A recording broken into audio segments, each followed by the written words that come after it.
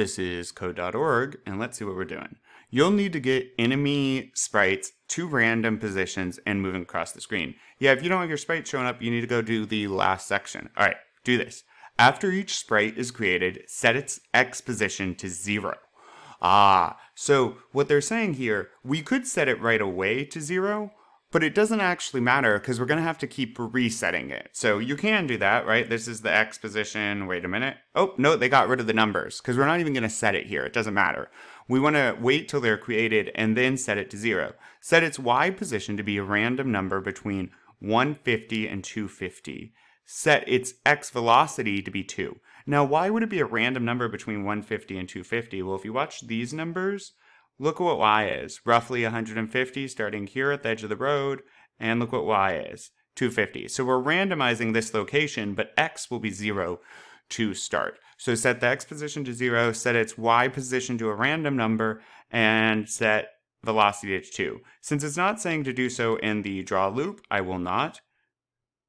So for each enemy sprite then, I'm going to head over here, and I will do set its X position to 0.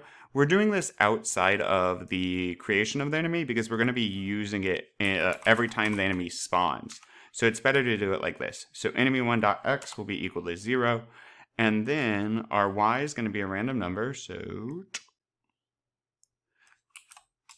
enemy2 dot enemy1.y is going to be equal to, I'm headed over to math, and I need a random number. Random fact you don't need, but it's a pseudo random number because computers can't technically generate a random number, but it's a random number. All right, so I have these two now, and then I think I need a velocity. Yep, velocity to 2. Why 2? Well, look, if I pull my mouse across the screen, look down here. Right, so 2 would be adding, right? So, and that's what we would want to do to make it move across the screen. We would want to add 2 each time, not subtract. So, sprite velocity, not visible. And we need an X velocity for right and left. So, enemy1, X velocity 2. Okay, now I need to do the same thing for enemy2. So, that's what I'll do. I'll go ahead and drop X, Y, and X velocity. And then I'm going to write, and the X location would be 0. We want it to start way over there. 2. And we'll take care of the random in a second. And then its X velocity is going to be 2. So X location 0, X velocity 2. Same speed, same X location on the side. But if we randomize Y, it's very unlikely they'll appear in the same spot.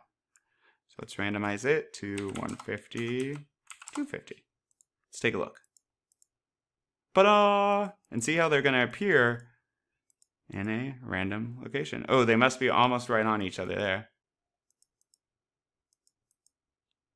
And so sometimes they will be really close to each other. Cool. Test your program. The enemy should now be moving across the bridge. And they are. Awesome. Onward!